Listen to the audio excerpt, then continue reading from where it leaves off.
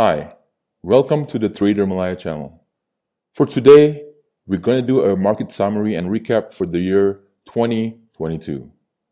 2022 sure was a very tough market for retail traders. The market was mainly bearish the whole time. It did not only affect Malaysia's stock market, but the whole wide world as well, including the New York Stock Exchange, of course. The market was so bearish that the Kuala Lumpur Stock Exchange Index plunged below 1,400 points. Despite the bearish condition in 2022, there were a bunch of stocks in Bursa Malaysia that made a good move rally up. We'll cover that a bit towards the end of the video. Okay, now let's get to the details. If you look at the Kuala Lumpur Stock Exchange Index, you can see that we started the year 2022 with a bullish outlook. The index looked uptrending. The index was on an uptrend up until end of February when the biggest news of the year broke. Russia invaded Ukraine. The impact of Russia attacking Ukraine really resonates through the whole wide world because you can still feel its impact up until now in January 2023 because it affected the whole world's supply chain. It brought a domino effect to the world economy in general. With that big bad news, the market fell sharply.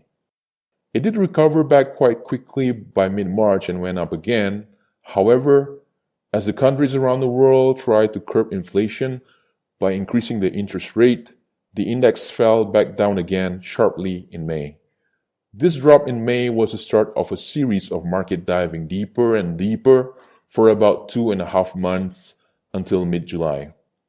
At the point where market almost touched the 1,400 points, it went up again in July and making a rally up till mid-August. The news that came up in August was that foreign direct investment, or FDI, has increased significantly for Malaysia. I guess that's a reason for that sharp rally upwards, which was a good news to the Malaysian economy as a whole. But after that peak and crossing the 1,500 points, the market tumbled down again in September from the news that Malaysia will conduct a general election by end of the year.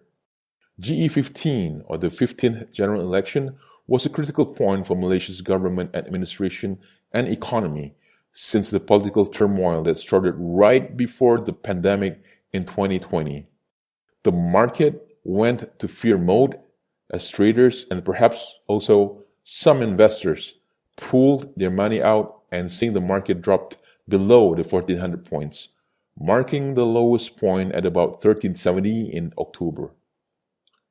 Gearing up towards the GE15 in November, the market suddenly picked up from perhaps bargain hunting, raising the index above the 1,400 points level and managed to keep it above it until end of the year.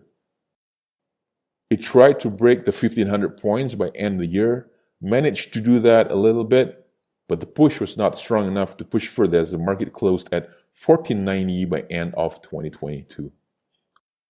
Biggest losers in 2022 was definitely the healthcare stocks, mainly the glove stocks.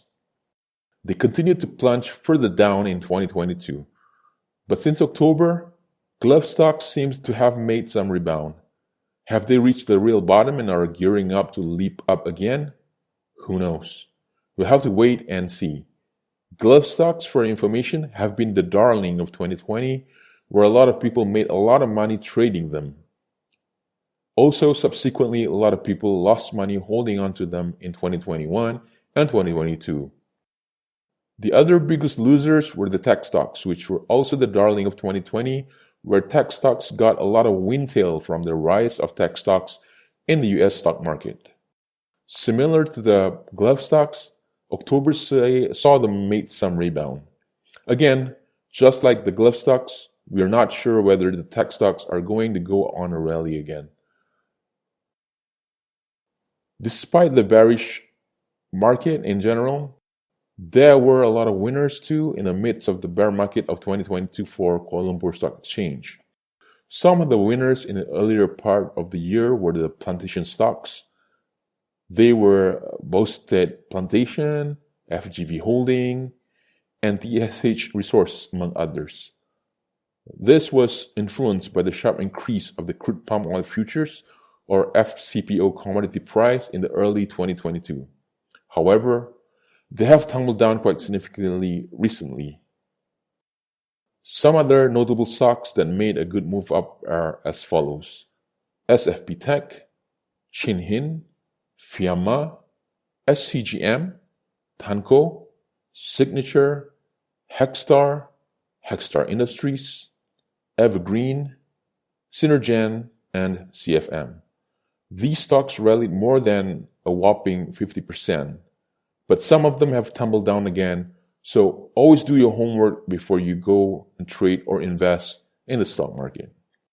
So what would 2023 brings? Well, who knows? Every financial guru and analyst have been talking about the Great Recession in 2023, but it felt like recession is already upon us. But I guess that is just me. What about you guys? What do you guys think? Put comments down below. That's all we have for today in this video. Don't forget to subscribe to the channel. We'll see you again in the next video. Thanks. Bye.